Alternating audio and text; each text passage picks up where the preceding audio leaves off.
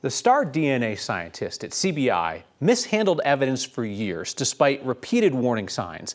The agency now knows Missy Woods' misconduct is impacting hundreds of criminal cases.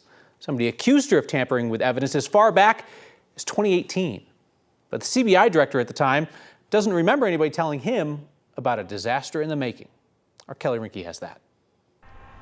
A scandal inside CBI's lab was happening for years, but investigators really want to know what people knew back in 2018. This story kind of blew me away when I heard about it. You're listening to interviews about the agency's top DNA scientist, Missy Woods. If ever there was sort of one person who you considered to be an all-star, Missy was probably it. Former CBI Director John Camper led the agency in 2018 when someone in the lab caught Woods tampering with evidence.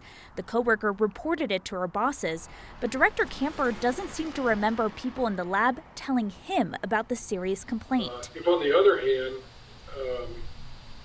I was informed of any allegations to the extent that I've read about in the news, you can be damn sure that we would have opened up a full investigation. No internal investigation was launched, and now what Woods is under investigation for today is directly related to what happened in 2018. We wrote it up and, took it as a one-off. Because it was a mental health is what we determined, so that's where we set our effort to try to correct was for mental health. People in the lab attributed the problem in 2018 to Woods' mental health. She was taken off casework for a few months and went to a psychologist. Well, I went back and I looked at a bunch of previous batches to see if I could see this happen then. That employee you just heard from reviewed a few months of Woods' work after that complaint. Couldn't find any other issues.